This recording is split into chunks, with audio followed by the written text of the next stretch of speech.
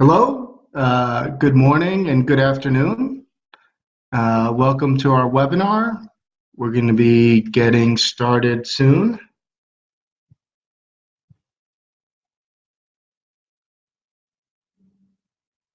I see people are still joining.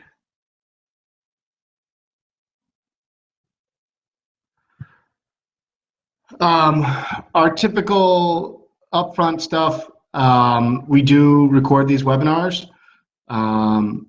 So they will be made available afterwards. We will send them out to you via email. Additionally, the slides that I'm going to review, those will also be sent out. So you don't need to frantically take screenshots. All the different links and graphics that we show, all of that will be made available. Additionally, we have polls. You can see those. They're a little tab on the right-hand side of the screen. We do appreciate if you fill those out. It's really useful guidance for us in terms of what we do with our product and our company and where we focus. So we definitely appreciate your feedback there. And then lastly, even though it's a little bit tricky, we do try to make these webinars interactive. What I do is I actually have on my phone, I have Slack up, and even though I can't see the questions as I'm going through, I'm looking at my phone, and Yvonne, who leads our customer success, he messages me with any questions that you send. So I see those, and I do try to respond as best as we can. We try to make this somewhat interactive. So please do ask questions. You can put those in the chat window or the questions window, and I'll do my best to respond as I'm going through the material. And I think we're probably ready to get started. So I am going to share my screen here.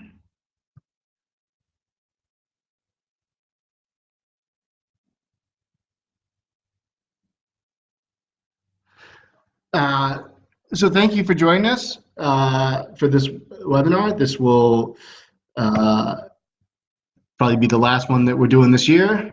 So next time we talk to you will be in 2019. We look forward to that. We've got a lot of stuff that we're going through today. We're going to go over some of the aspects of testing and voice and why that's important. And I will say, a lot of what we cover there, it's the same stuff from one webinar to the next, but we are actually learning and we're adjusting what we're going through. So we have some new pieces that we're talking about there. And as we go into 2019, we're evolving our thinking on the best practices for testing for voice. We think that's a really fun thing to see how our industry is growing and how our approach is getting more sophisticated and we think better.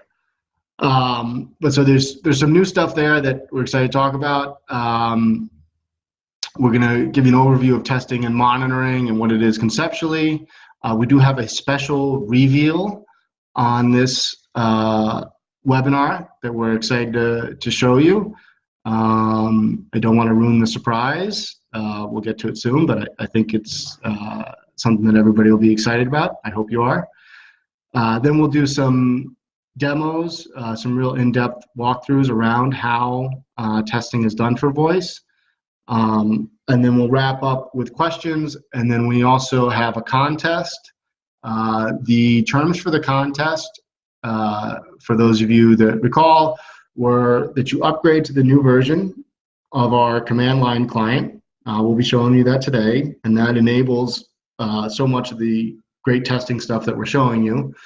And then also that you join for this webinar. So if you've done those two things, you are eligible to win what we call an automation acceleration program. And this is where our team really helps you get up and running very quickly with automated testing. We think it's a very valuable thing. It's something that we have a good deal of expertise in at this point, and we think it can really help your team, not just in terms of getting some tests in place, but also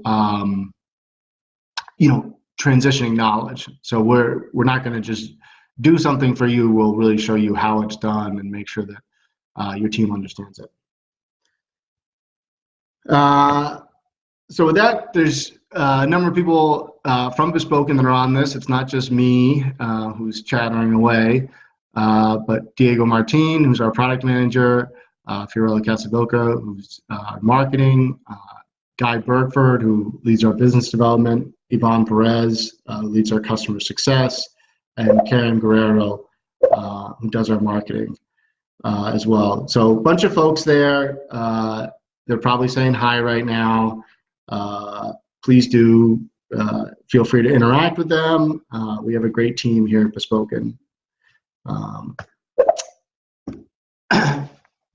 So with that, what do? We provide monitoring and testing tools for voice apps. We are recognized by both Amazon and Google. We have over 1,000 apps that we monitor. We have more than 3,500 developers using our tools. I think I only recently updated that to 3,500. I think it's actually more than 4,000 now. Might even be 4,500. But we have a lot of folks that use our stuff. And we also have a long history with speech recognition and AI. I've worked now in speech recognition since 2012, working with it originally on mobile, and then when we started Bespoken with the focus on Alexa and Google. But it's a fascinating space. It's a fast-moving space, and it's one where we've learned that testing is really critical.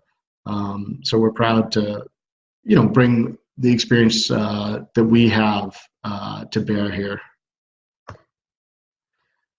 So why does testing matter for voice? One, there's a few special considerations when you're thinking about voice and AI. The first one is that these systems are based on machine learning and they're constantly evolving. That constant evolution can really present a challenge. In theory, it is always improving, but even when it's improving, it's changing, and that change can cause issues within your system. Additionally, languages and locales are a huge obstacle. It's not like internationalization was ever easy, but we think it's gotten even that much harder with voice. And one way to illustrate this is if you think about a poorly internationalized mobile app, if you have a button that it uses a word that maybe Google Translate says is correct, but doesn't make sense in terms of how people normally speak or write, people can probably figure it out. They might not like your app as much, but they're not going to say, oh, it's broken because of that.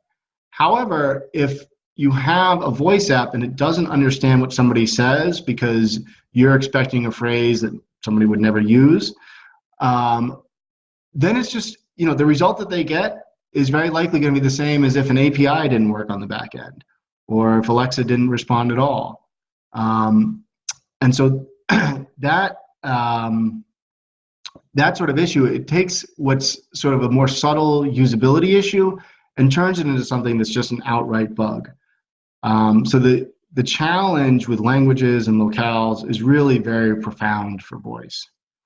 And then lastly, platform behavior. There's a number of platforms that are out there. I should say with full disclosure, right now our focus is Alexa and Google, but getting consistent performance across those two platforms, across the other platforms that are out there, it's quite challenging. For all of these new considerations for AI, we think that testing is an essential and really the best way to overcome these different challenges. And just to highlight a couple of specific points, there's more and more data coming out around this. We plan to be publishing some of our own data, but one study that was out there from the Washington Post, it looked at the performance of voice apps with different accents, and it showed that for speakers with certain types of accents, the performance was quite degraded. And I think anecdotally, we've certainly seen that. So this can be a big challenge, and it's definitely, you don't want to shut out a large part of your user base because they don't speak with the perfect sort of flat accent. That's really not the way to go. So that's one significant challenge that we can help you with. Another area, speech and noise. This is a really interesting thing. So, if you're in a quiet room and talking to a device, you're much likely to have a better experience than, say, if you're in a car or you're in a noisy room or you're on the street talking into some earbuds or something like that. Those different environments can have really a profound effect on the performance of the speech recognition. And that's another area where, perhaps today people are thinking, well, our main person is somebody who's in a room maybe like I am, there's nobody around, we're doing a webinar, we like it to be quiet. But even now, so, you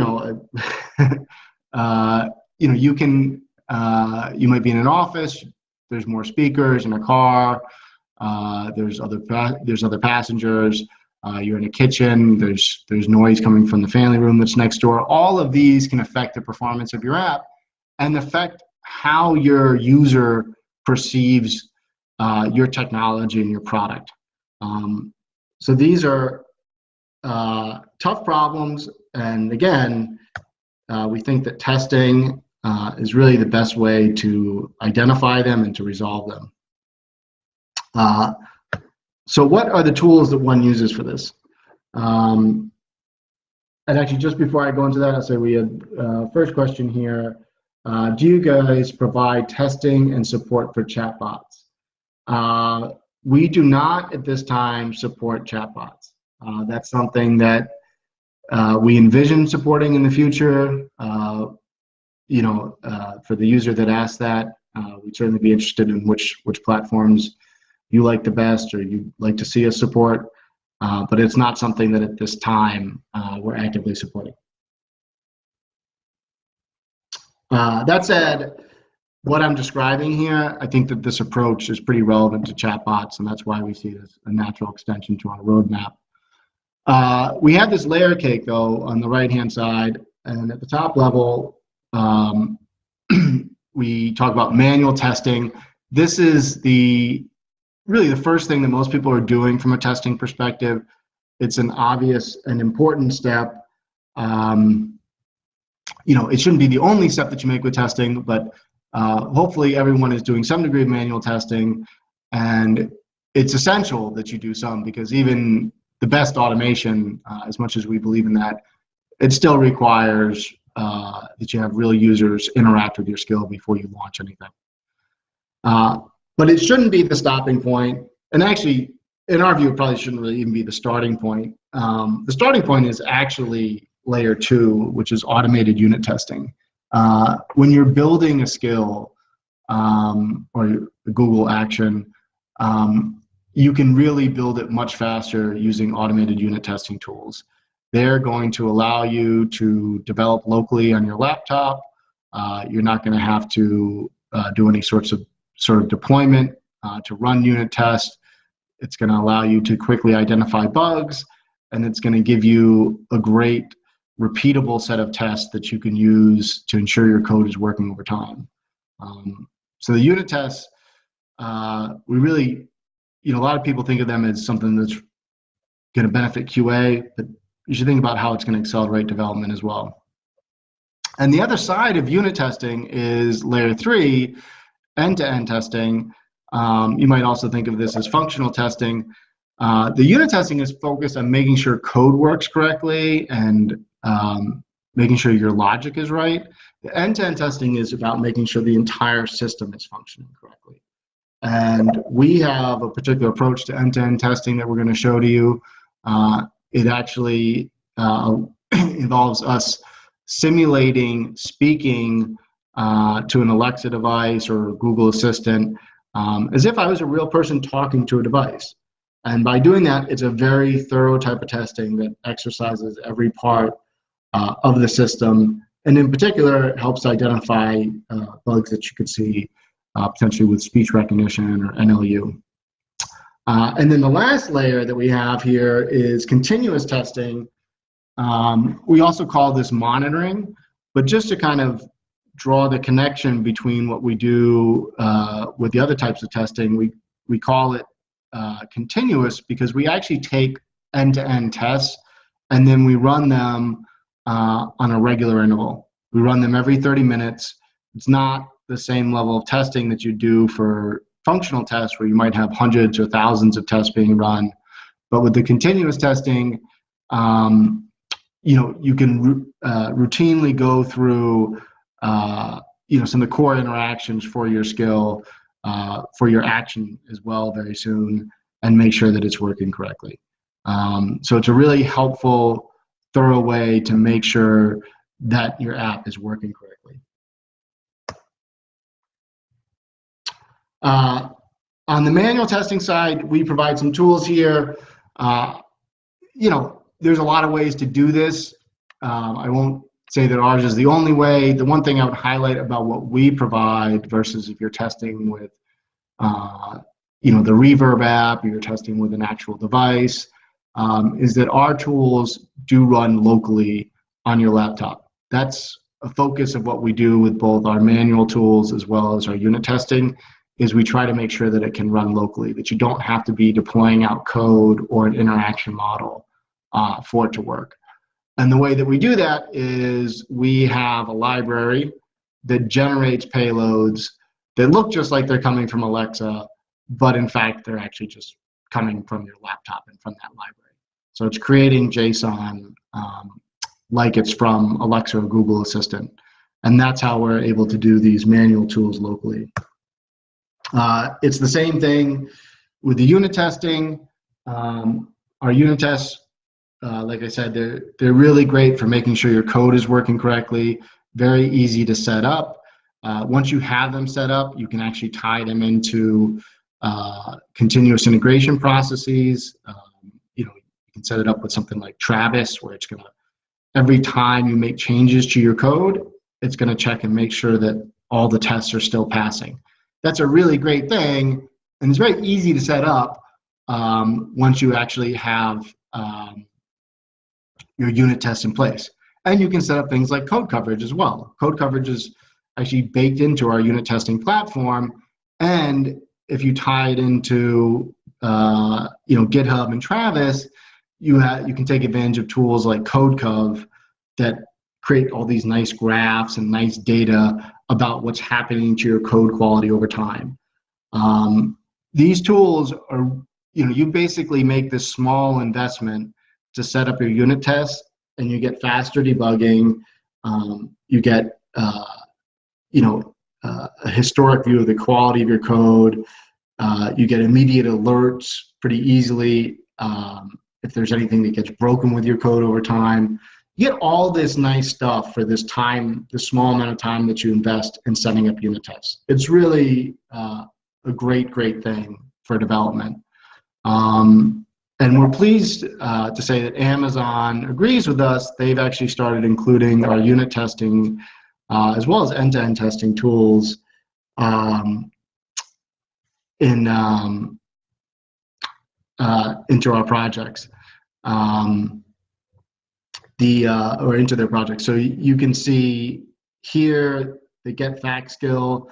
That one has our unit testing tool set up. In addition to that,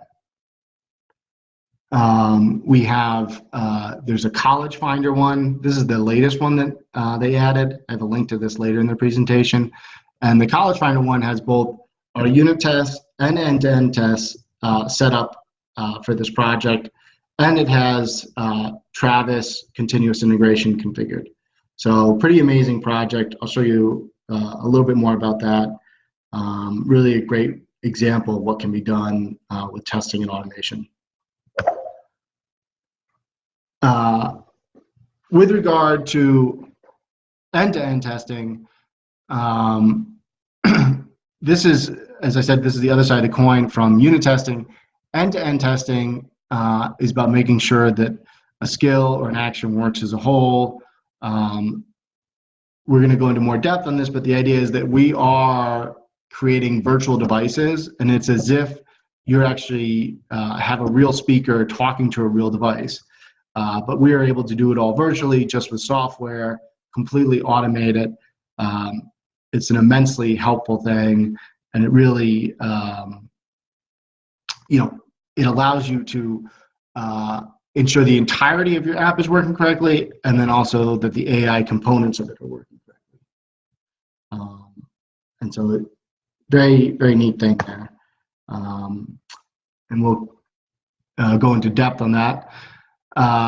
With continuous testing, we use the same approach that we use for end-to-end testing, but like I said, we run this on a routine interval every 30 minutes. If it's working correctly, you're not going to hear anything from us other than get a weekly summary. If it's not, if there's any problems with your app, then you're going to get notifications via email saying what's wrong, and then also letting you know once it's fixed as well. Really helpful, really easy to set up. You can set up the monitoring that we have in 10 minutes. It's that easy. And it's a great way to get assurance that your skills are functioning right. And then lastly, so this, where I was mentioning that we're making some updates to how we do things. So usability testing. We see this as a new layer on the cake, and being able to do this in an automated fashion, we think is really incredible. This is something that we've been working on lately, and it's really another term for it is automated utterance resolution testing. That doesn't have as nice of a ring, but the idea is that if you take, let's say there's a slot that's not performing well. You're asking your users for a city. We actually can run that through with all the different values that you see, that you know of, or that you hear users saying. Run those through the system in an automated fashion. Run them with a variety of different voices. Run it with different environments. And come up with an overall score for the performance of each of those different utterances or slot values. And so you run this analysis, and it's going to help you identify where there's problems with the speech recognition, where the problems are most severe. And because it's all automated, it's also going to allow you, if you go into a cycle in which you try to improve your interaction model and improve the performance of your skill, you can then run these tests again and see what effect it has on the performance. And that's, the initial analysis is critical. That's going to help you understand where you have problems, but just as important is that follow-on analysis. You want to make sure that as you make changes, as you try to improve things, that you are actually improving things. It's very easy with speech recognition systems, with NLU systems, in the process of fixing things, to actually break other things. And so you need an automated, essentially regression suite to make sure that your improvements are actually beneficial to your system. So we've put this all in the bucket of usability testing. It's an extension of what we've already done with our end-to-end testing piece, but we're really taking it to the next level. This is something that we're excited to offer to our customers. And we'll be writing about this more and publishing more about it, as well as updating that layer cake so that you can see these new pieces reflected there. All right, so now we get to this sort of fun part of this presentation. This is our special reveal. We're very excited to be announcing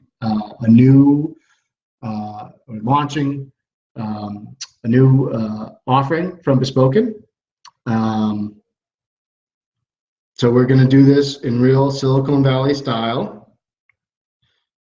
Give me just one moment.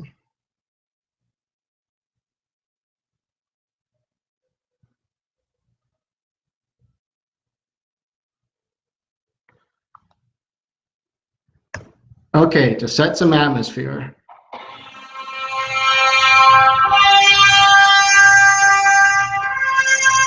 You can darken the lights in your room if you want.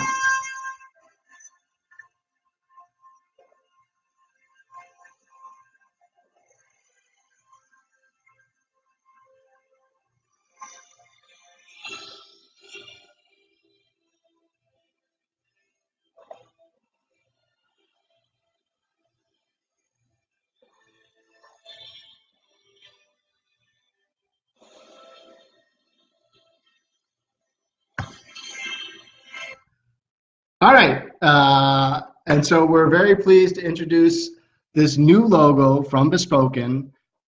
This is our Llama Superhero. It's a variation on our main logo, which is not going away. But we think this is the best llama we've ever made. And we're very pleased to present it to you all. We think it's, it's a pretty cool thing. And that all build up there, maybe that seemed a little bit silly, but it does tie back to the core purpose of this presentation, the core purpose of what we do, which is that we believe that automation is a superpower. So in previous versions of this presentation, we had a picture of Iron Man here. Truth be told, we did not have authorization from Marvel for that. So we're pleased to have our own superhero that's aligned with our existing llama. And, you know, this superhero is meant to represent the fact that testing and automation, they are a superpower. They are going to allow you to do development much faster. Like I was saying before, with unit testing, if you use our tools, you can do all your development and debugging locally on your laptop. If you're not doing deployments, every time you make changes, every time you're trying to debug things, it's really going to go much, much faster. You know, to say that it's going to make you 10 times faster, I think is conservative. Additionally, when you're talking about the QA side, you're talking about functional testing, you're talking about end-to-end testing and usability testing, all of those things, if you try to do those manually, it's extremely time intensive.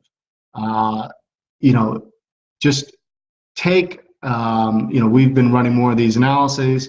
If you take a slot that has even 500 values, if you sit there and you really try to test them thoroughly and see how they're doing, just for you as one speaker in one language, it's going to take a long time. And it's going to be very tedious and very error prone. Now try to do that in other languages. Try to do that with other accents. Try to do that with other genders. Try to do that with other types of voices, like a child's voice. It's massively impractical and difficult. And you can save yourself, you know, it's a 100x, 1000x productivity gain. You know, I mean, I don't want to get ridiculous with the numbers, but it's a huge gain. And frankly, you know, these are things that are just essentially impractical to the point that they're impossible to do without automation. So we really think that, you know, automation, automated testing is your best friend, and it's really going to help you build much better voice apps. And you shouldn't just take our word for it. You know, we've published a great case study with Mercedes-Benz R&D.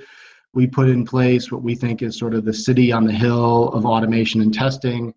It's an incredibly thorough implementation that involves unit tests, continuous integration, end-to-end tests, automated deployments, and continuous monitoring once everything is live. We have the link to that at the end of this presentation.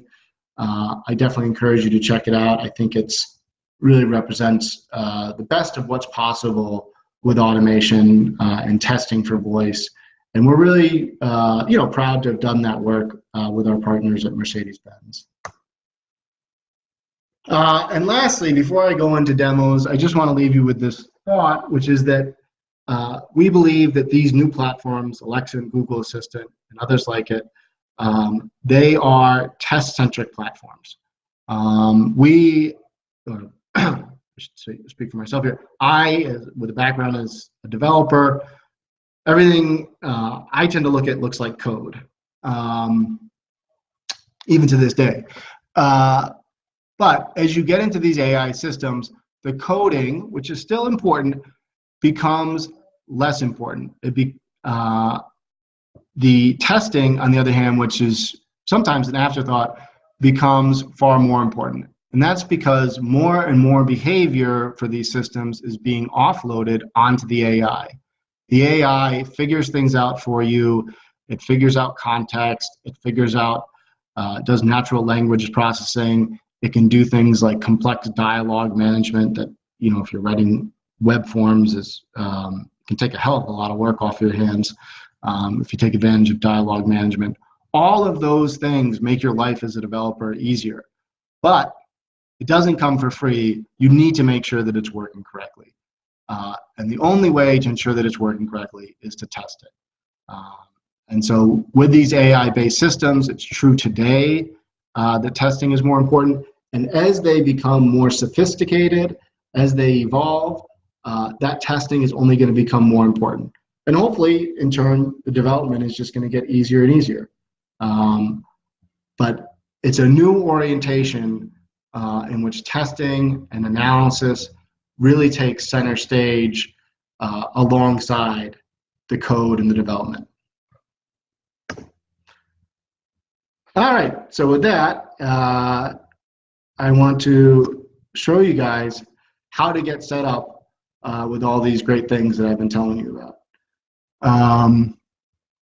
So for the end-to-end testing, the first step is to go to our dashboard, and actually I'm going to go into the development version. So I'm going to show you some new features. I think these are actually coming out today, so it's not quite available yet. Should certainly be available by the end of the week. But if you want to get started with end-to-end testing, the first step is to go to our website. We have the link in the presentation, and you log in. And once you've done that, you set up one of your apps and create a virtual device. And so creating a virtual device is what enables the end-to-end testing, continuous testing, even the usability testing that I was talking about. And to create a virtual device, I can just click here. And at this point, it's going to ask me to allow access to my Alexa account.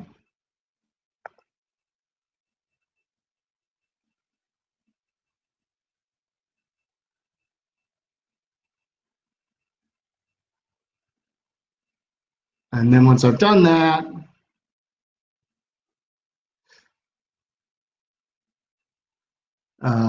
I can actually see that new virtual device that I set up here.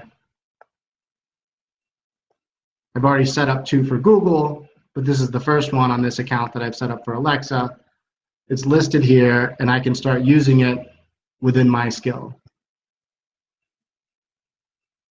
And if I go back here,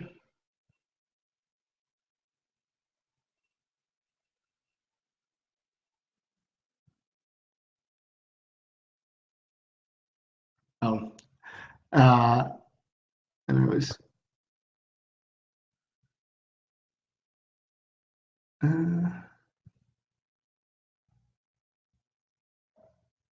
right, I probably shouldn't be demoing anything. I should be able to pick my virtual device from the drop down here, which for some reason is not happening. But if I go over to my virtual device manager to use this in my test, I have my token here, and I click copy. And so to actually look at one of our end-to-end tests,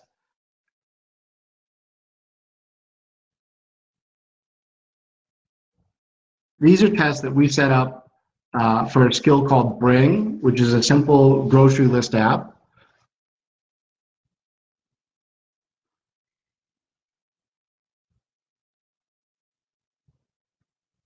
to actually start interacting with it, I would put that token right in here in this testing file. And that's going to allow me to interact with Alexa in this simulated fashion. And so what does that mean?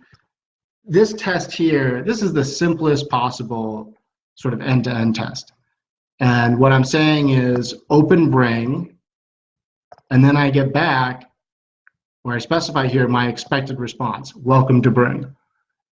And so what's going to actually happen with this test underneath the covers is when I say open Bring, we are going to turn that phrase into speech. We use Amazon Polly, and we actually recently added support for Google TTS as well. But we use this voice ID, Joanna. And so we turn this into speech. We send it to Alexa. It in turn goes on to the skill.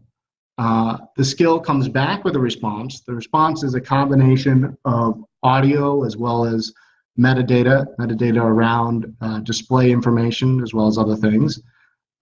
We take the audio response, which is probably the most important part, we turn that back into text, and then we compare it to this expected response that's specified here. So really simple what we're doing here. This test is basically just saying, on the left-hand side, here's what I'm saying as a user, and here's what I'm expecting to get back. But then a lot of things that are actually happening underneath the covers to make that all work. So the tests, they're meant to be easy to write, and then we do all the hard work to actually then execute it, and make it confirm that it is actually working correctly. This is the simplest possible test in which we're just saying open the skill and confirm that it gives us a greeting. A slightly more complex example, here we can go through a conversation with the skill. And so it's a grocery list app, so it can do things like add things to a list, give you an inventory of what's currently on the list, remove things from the list. In that case, with this conversation, I say open the skill, launch it. I check to see what's on my list. And here you can see we use a wildcard. So there might be a lot of items, and maybe as part of the test we want to check to make sure that they're the right items, or maybe we just want to make sure that there's some items there, and so we can use a wildcard for that. And if the wildcard is not sufficient, you can actually even use regular expressions here. Then the next step, we add an item to the list, and then we say goodbye. And when we say goodbye, we can actually specify a few acceptable responses. So this skill, it adopts what's considered by many to be a best practice, which is that it provides different responses conversationally. So if you say goodbye, it might say talk to you soon, or it might say bye-bye, happy shopping. If either one of those responses comes back, the test will pass. And then to get to an even more complex example down here, we can run through and test aspects of the display that come back, test what the card response is, test reprompts. We can really test far more thoroughly other parts of it, not just that audio interaction. So we write these tests here. This is our YAML test scripting. YAML stands for yet another markup language. It's a popular and easy to use syntax, which is why we've adopted it. And if I want to run this,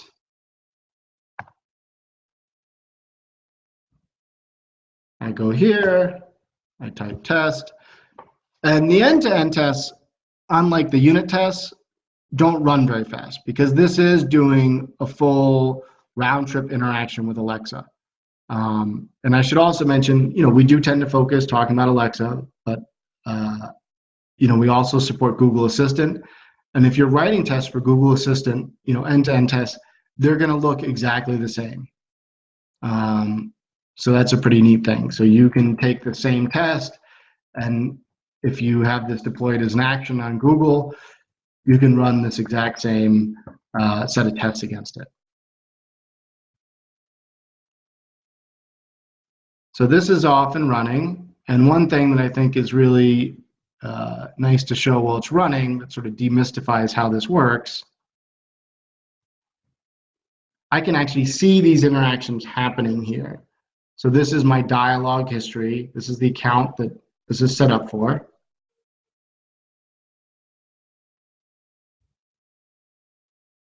And just so you can hear what these sound like, so if I go into one of these guys here, I'm going to click play on this on my phone just because you won't hear it coming out of my laptop. So I'm just...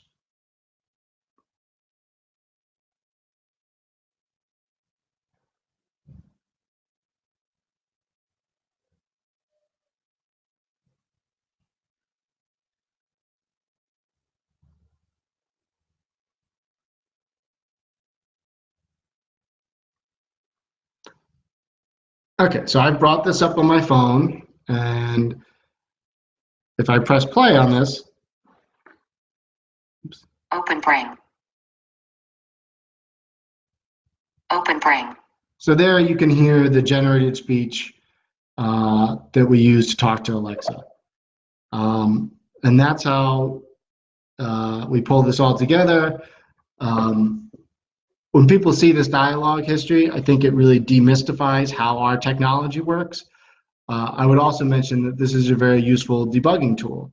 When we get into analyzing why certain things are not working from a speech recognition perspective, you can come in here and you can look at, okay, I said this phrase, what did Alexa hear? And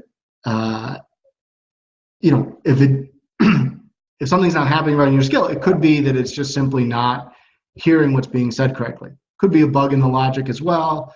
But if you look at the screen, you can start to figure out what's happening because you do have this history around and once you see what Alexa thinks that it heard. Very, very useful thing as you get into doing testing.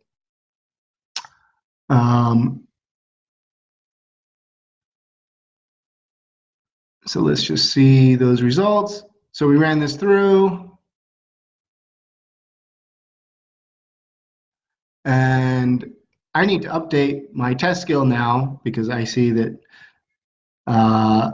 some of these behaviors have actually changed. So for example, when I ran my test, when we say goodbye, it says expected the response will be one of talk to you soon or bye-bye, happy shopping. And instead, we got Merry Christmas to you soon.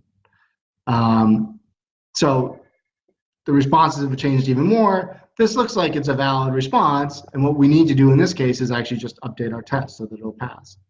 And that's the typical process. I mean, the test may not always be correct. You may have to update your test as the skill changes. And that's something that in a typical process, the QA people go back and forth with the developers to identify, okay, what should the expected behavior be? But so we run this, we get this nice output on everything that happened. And we can also quite easily see this in an HTML form. So this is an HTML report that we run that gets generated from those tests. You know, we do testing as a service for folks, which, you know, by the way, I should mention, if you are interested in having any assistance doing automated testing, we are happy to help with that. And we typically, when we do automated tests for people on their behalf, we provide these HTML reports as one of the main artifacts. It's really helpful, and you know, anybody can quickly look at this and see what's happening with the skill, see where the problems are, see what needs to be fixed. It's helpful for QA people. It's helpful for other stakeholders as well to get a sense about the state of development.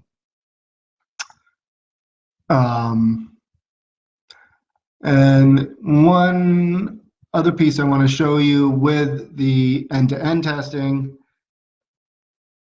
So this does work in other languages as well. I think that's a very nifty feature.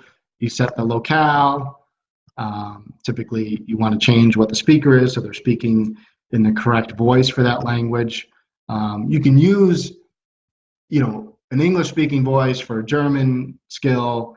That gives you an ability to sort of test accents. But, if you have a German skill, the likelihood is that you're going to have German speakers. And so you want people speaking with a German accent. And writing these tests, it's the same process in another language. What do you want to say? What do you expect back as a response? Very easy, again, to put these together. Our team has written tests in numerous languages. We've done all of it without necessarily being able to speak those languages. And it's just a process of looking at what the actual responses are, using a little bit of Google Translate to come up with what we should be saying. And we're able to effectively test across 5 or 10 different languages for the same app, even though we don't speak any of those languages. Just imagine trying to do that, without these sort of tools, with just talking to the device. It's really impossible. This is, we think, by far the best way to accomplish that sort of testing.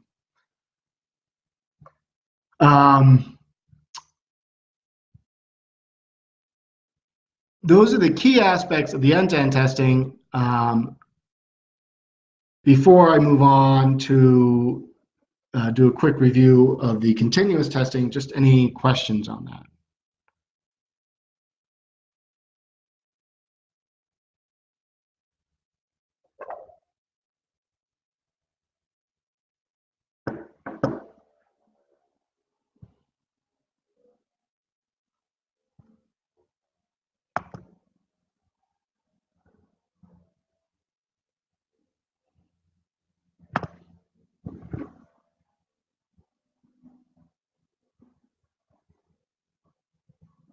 Can you show the same test on Google?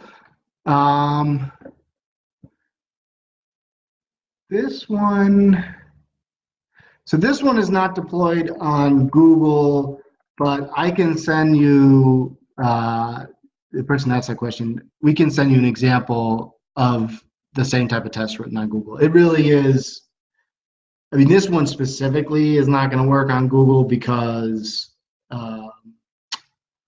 there's no Google Action version of this. But it is essentially identical. You write the test in exactly the same way. And we have customers that are actually running the exact same test for both Google and Alexa. So it's really a very neat thing.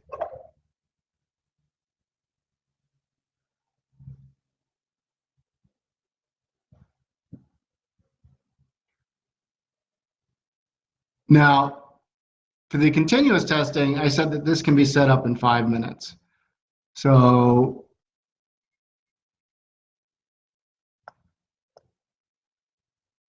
I already typed some things in here, but in this case,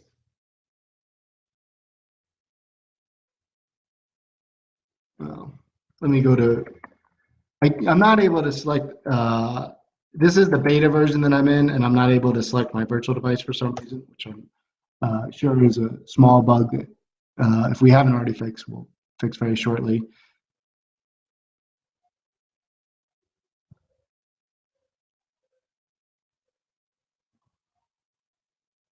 But so here's an example of the current version that's live in our system.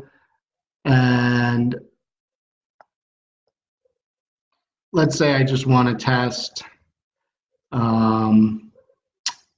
let's go to the bring skill. So I'd say open bring, and then I put welcome to bring in for the expected response. And then I can add additional steps in the sequence just by adding these rows.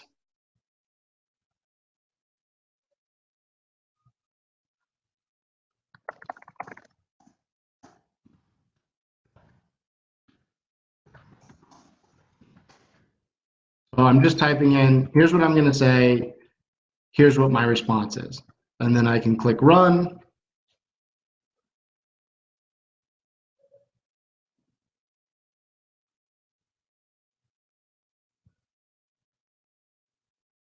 And again, I mean, it runs at about the same speed that I can actually talk to it.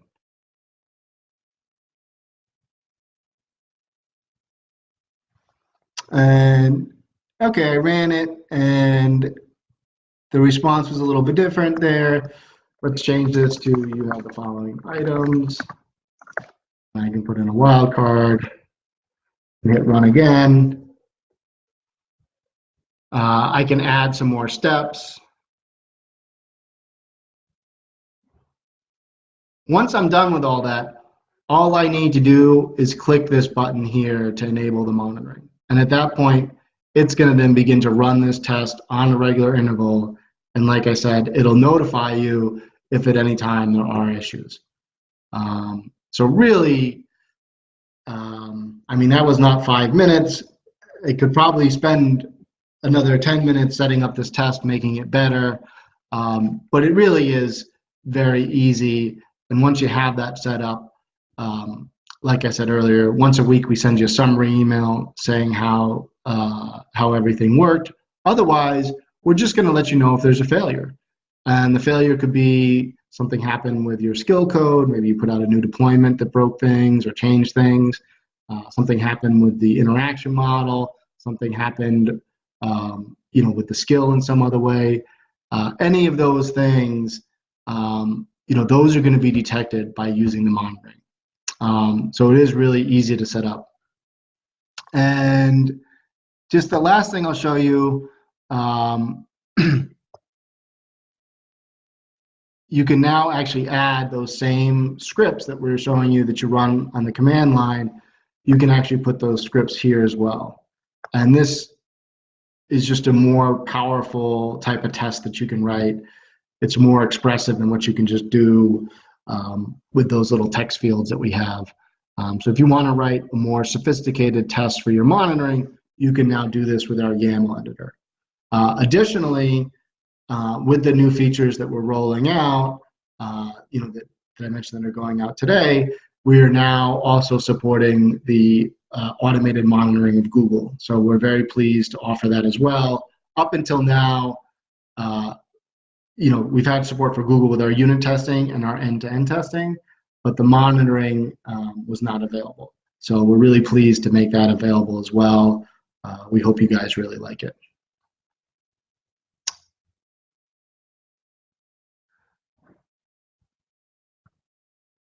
All right, so we covered a lot of stuff there. I hope you guys are still with us. We did not put a condition on, well, at least I don't think the terms of the contest are that you have to have stayed till the end of the webinar.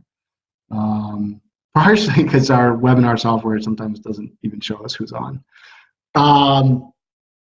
But now is the time you can ask us questions, more questions. Also, we are going to pick our contest winner.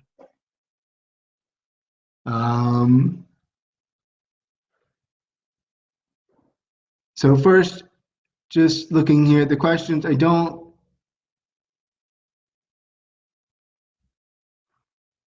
see any new ones.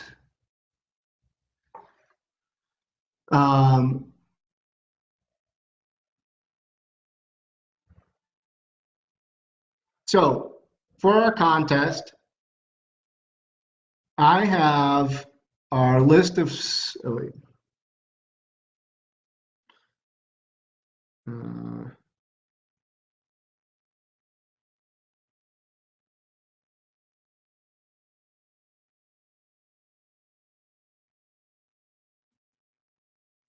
Okay, I have the list of signups. I'm sorry, I'm looking at my phone. I have the list of signups on my phone. If I try to pull them up on my computer, it's not going to work. And so I am going to ask Guy Bergford. We have 72 registrants. And Guy Bergford, our head of business development, please select a number and put it in the chat window between 1 and 72.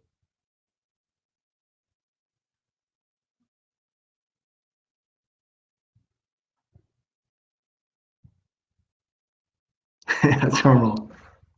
I should play the music again. The music from 2001 is great for any momentous occasion. All right, 54. So our 54th registrant in order of sign up is, let me see here. I'm not going to say the person's full name, but Satya is the winner. And Satya, we will follow up with you after this webinar. We will verify that you have upgraded your version of our command line. And if you have, if you survive that intensive process, you will receive a free automation acceleration process. So congratulations on that. And I should say, we are a business, so the automation acceleration is available to everyone else. It is just at a price, and also you can reach out to Guy. He will be happy to let you know what it costs. It's a very reasonable fee that we charge there. Our focus in doing this sort of automation acceleration, it's not on, so I said we're a business. Our focus is on providing great software, and we make money on that. With our professional services, we really just want to make sure that our customers are successful. So I think you'll be happy with how we can help you there. So we're getting close to the end, but still a couple more minutes for questions.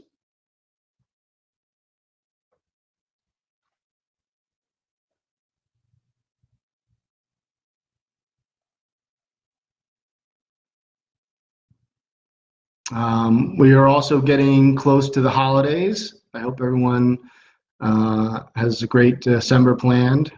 It's going to have some time off to enjoy with their family and friends. I know some people from Bespoken. We have one person going to Belize, which sounds wonderful. Another person going to Disney World, which I think sounds even more wonderful. Question, when are you going to get a new banner to replace what's behind you? Hopefully very soon. I mean, like, Iron Man, come on. I think that we didn't give him a name yet, but Super Llama, he looks far more powerful than Iron Man.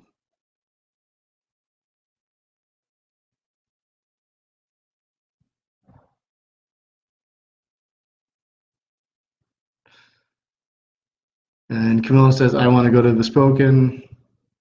Well, most of our team is based in Lima, so if you're near Lima, you can visit us.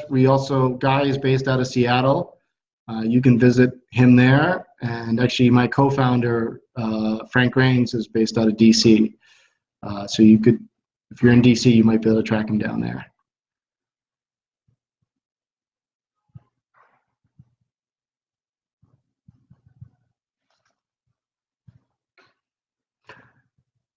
Yes, thank you everyone for attending. Really appreciate it. Like I said at the outset, we were going to provide the slides and the video from this. So all this content will be available to you, and especially the links there. I think, I never actually even showed it, but the college Find Your Skill, this is really super cool.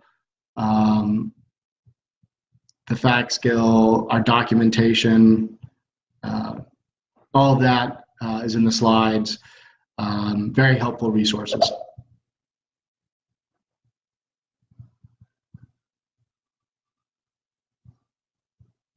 All right, thank you very much, guys, and have a great holiday too. See you next year.